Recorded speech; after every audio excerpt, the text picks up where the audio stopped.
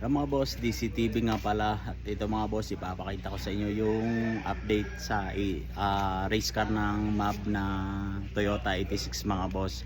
Yung may bangga dati ang pinto mga boss, buwan ng huling karera sa BRC. Ayan, nagkatama yung pinto. Ito ang itsura niya dati mga boss. Ayan, tignan nyo, ito siya 86 mga boss. Ayan, ito mga boss, makikita nyo. Yan, pingkot mga boss ang pinto. Ayan, meron talaga mga boss sa circuit, pero hindi maiwasan ang mga ganito mga boss. Tsaka doon mga boss, mabangga ka o mabangga ka, kanya-kanyang paggawa yan mga boss. At ito na siya ngayon mga boss, ayos na, buo na, nangyari na yung pinto at ready na ulit mga boss sa karera. Ito mga boss, ipapakita ko sa inyo.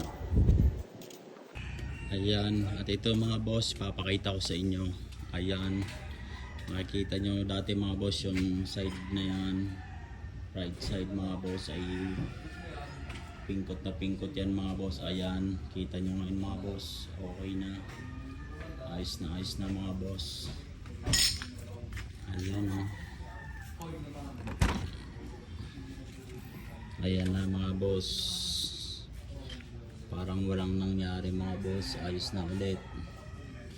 Yan yung palang loob niyan mga boss, yung interior niyan.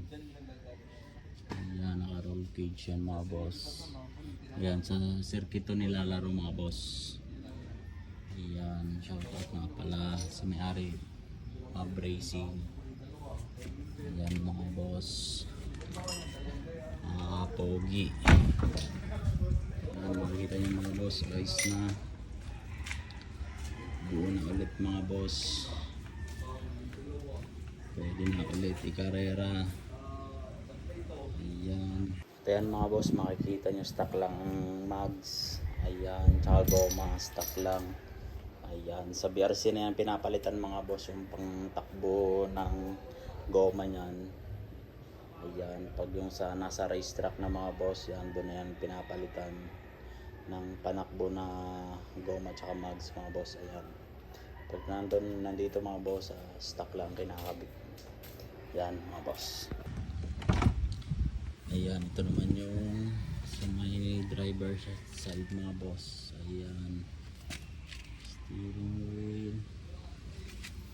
Ayan mga boss, roll cage. Ayan, naka-bucket seat, pogi. Ayan, ang ganda ng interior mga boss. Pwede pang daily, pwede rin pang racing. Ayan mga boss. At yan lang mga boss, maraming salamat. Sa susunod ulit mga boss, marami pa akong ipapakita sa inyo mga Civic naman mga boss. Yun lang mga boss, let's go.